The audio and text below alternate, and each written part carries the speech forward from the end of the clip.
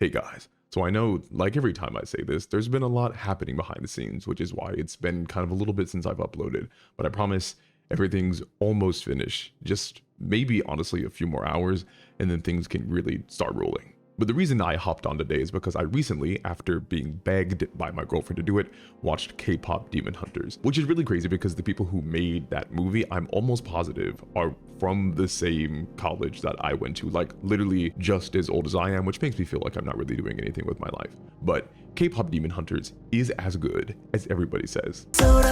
It's really freaking good, like up there in kind of like that near same area as like Puss in Boots was, you know, when that came out. But one of the things that I really wanted to talk about today was Jinu. And I know a lot of the content that has been on this channel has been primarily around masculinity and how a lot of male characters have interacted with the world around them.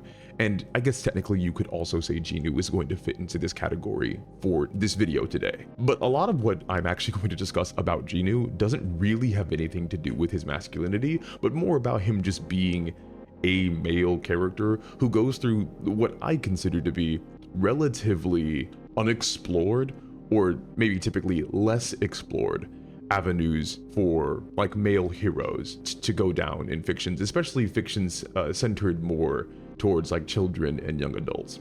And the crazy thing that I think is really important is that Jinu sucks. Jinu, I think, sucks as a person, not as a character. And Jinu sucks in such a way that I think he should stay dead. From my perspective as a writer, as an editor, and as a consumer of the fiction, I really do think the best thing that the fiction could have done is have Jinu sacrifice himself in the way that he did. And because there's a second K-pop Demon Hunters coming out, and because of some of the things happening at the end of the first K-pop Demon Hunters, I fear that there's going to be some type of return for him to be able to reunite with Rumi. And sure, that can happen, but I would rather it not. And there's a few reasons why I think this, and it comes down to the complexity, I think, of his character and then how he was executed. And the main thing that I kind of want to talk about is the fact that Jinu, again, just kind of sucks. And he bucks a lot of the writing traditions that surround, again, male hero characters, if we're going to call him that. Really concerning redemption. Some of the more popular male heroes who have been like redeemed, right, are stuff like, you know, again, we just talked about them, Jaime Lannister, Zuko, Kylo Ren. And I think Jinu largely fits into this category because of things that have happened within the story of K-pop Demon Hunters, right? Like, he is a servant, he's kind of like the sub-antagonist to Gima, and he has the idea for how to finally get rid of these the hunters, you know, our main characters who are keeping demons separate from Earth. And we realize why he wants to do this is because he has these terrible, horrible visions and memories from when he was a human and the loss of his family. And much like every sub-antagonist who kind of has a, well, I guess definitively has a story of redemption, he becomes close to one of our main characters, and through their closeness we get to learn more about him and more about his backstory. And there is almost always, in every single one of these like redeemed male hero characters, there is the flashback, there is the info dumping of exposition that allows us to see how they become who they were. And for Jinu, it happens, I think, right about like halfway through the fiction when he reveals what had happened to his family. You're lucky. I'll never forget the first time I heard him. That was 400 years ago. Overnight, my fate was changed. I was praised for my voice, even by the king himself. My family and I live in the palace grounds. Our bellies were finally full, our clothes clean. We were happy. But the patterns, they kept spreading until they consumed me. And I was condemned to the demon world, prisoner of Gima for all eternity. My family lost everything. Jinu gives us his backstory as to why he is the way he is. Again, you can think of Zuko and the Agni Kai. You can think of Jaime talking to Brienne in the bathhouse about what the Mad King wanted him to do. You can think of Kylo Ren talking about how He was almost killed by his uncle, and all of these things put these men on the road to where they would eventually be in terms of the narrative that they exist in while we're watching it. And again, this makes us understand Jinu in a way that doesn't make him necessarily seem antagonistic, but obviously still situates himself as the villain, as opposite of Rumi and the rest of the girls.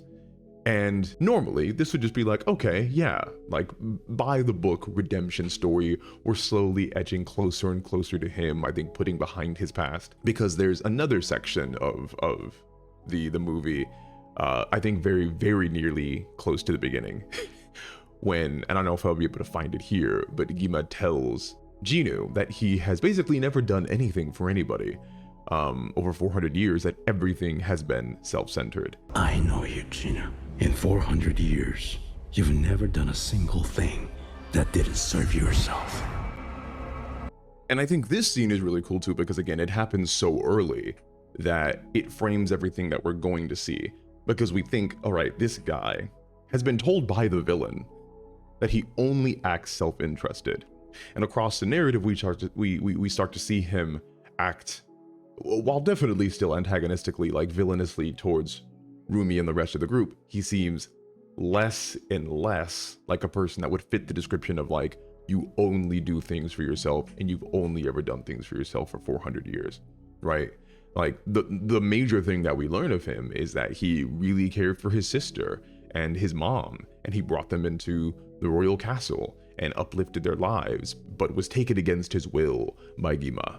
And the reason that I even go over all this is because unlike many of the other characters that I've talked about, Jaime Lannister, Kylo Ren, Zuko, Jinu has a second revelation. And this revelation works to counteract pretty much all the goodwill that he has built up with the audience up until this point. And it's the revelation that he didn't just happen to be taken by Gima because of his deal. He left his family. No, I know your story. You were a good person and you still are. You just made a mistake. I left them! That's right. I lied to you. I only made a deal with Kima to get myself out of that miserable life.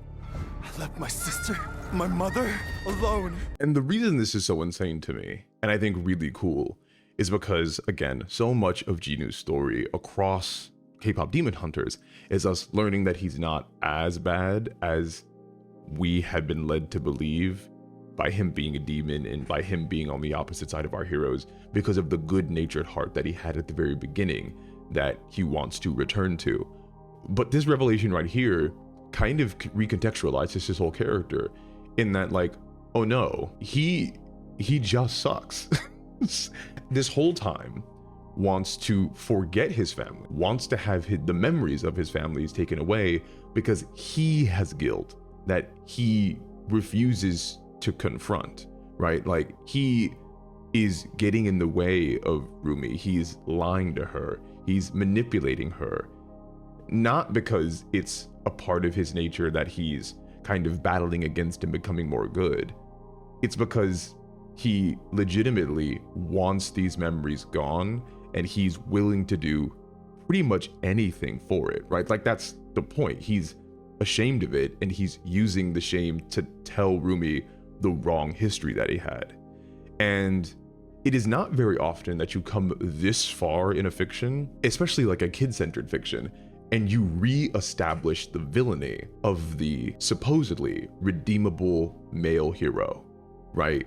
It almost never happens, because the whole point is to have them eventually, in the ending, fight side by side with your other characters that they're supposed to be kind of like allied with. And this gets to, I think, the core reason why, one, Jinu sucks, and two, I think he should stay dead. Because for me, personally, it means a lot more that his sacrifice would be final, insofar as it being the thing that finally shows him not being only concerned with himself. Before his revelation here, where he tells Rumi that he's been lying, we can kind of look at all of his actions with Rumi and the boy band as having some type of slightly, well, maybe majorly, selfless purpose. You know, like, he's connecting with Rumi, he's being vulnerable with her, he's opening up, he's trying to guide her in the right direction so that she can do the right thing, right? You know, like he's making deals with her. And we think, okay, he's supposed to be really selfish, but we see Rumi changing him for the better to be selfless. But it's here that we realize again, all of his actions up until this point, which again is like 10 minutes before the finale, have only been self-serving. And that Gima was right, that he has only ever done things that are supposed to get him ahead. And it's really crazy because when you realize and think about like how this guy willingly sold out his sister and his mother, how he just ended up living with like the king, how he lies like he breathes to Rumi, how he doesn't seem to really care about the other demons, how he would willingly forget his mother and his sister, how he doesn't even recognize that it's not Gima's voice in his ear that's causing him to have these issues, it's his own guilt that he will never get over. He does genuinely seem to be a really sucky person, a phenomenal character, but like a crappy guy. And it's the sacrifice that he makes that is the only thing that works to justify me seeing him as anything but a crappy guy. And for me, as a consumer, as someone who's like watching this, as someone who might recommend this type of way of writing to a client, I would very much like to see that type of sacrifice be final, because his family didn't get to come back, right? Like they're gone. Like as far as we know, there was no redemption. There was no saving of his family. His sister and his mom probably, I think the fiction is trying to tell us, legit just died because he left them behind. And for me, a character who caused that kind of pain and suffering, if they are trying to go through redemption, the redemption has to be equivalent to what they have caused others to go through, right? That's kind of like the whole point of being redeemed. And again, would it be the worst thing in the world that he does come back to life? No, and he probably is going to come back to life. One, because it'd be cute, and two, money. They're going to make a sequel. But him saving Rumi's life and having that be the final moment that he exists, like the finality of him not getting a second chance, of him having to answer to the same type of fate that his family did, I think that rings so much more powerfully than him magically coming back at the end of the movie. And again, if it were a standalone, I would continue to praise it, but I'm going to hold my assessment for when the next movie comes out. Also, as a small side note, one of the things that I appreciate, even though I think the movie was leaning towards having romance between Rumi and Jinu, in fact, I'm almost certain of it, is that there are some people, including my girlfriend, who have watched it and have seen, or I should say, interpreted the movie as a deep human connection. And that's the thing that has freed Jinu's soul, right? Like, it's not the romance between them two. It's not the sexual tension. It's just that Jinu has allowed, for the first time in 400 years, another person to become close to him in a really personal, vulnerable way. And that's why he feels that his soul has been saved.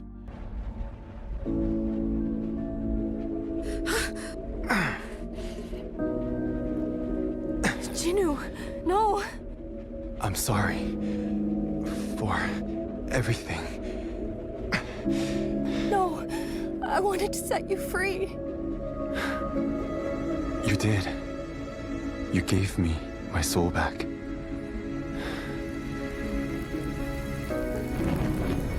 And now, I give it to you.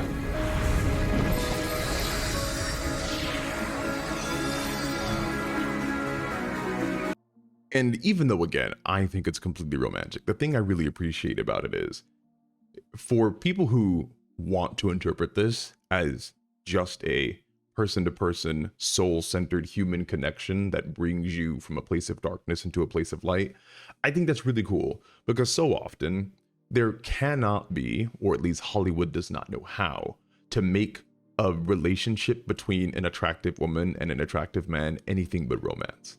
Like, think about any fiction from like probably like the last 50 years in which you know that like a single attractive woman and a single attractive man have been in the same space together for like prolonged periods of time in a story and not gone together, or at least not like feigned romantic interest. It always happens. I mean, like, again, the most egregious being Kylo Ren and Rey, where they just kind of like had to force in their kiss at the end.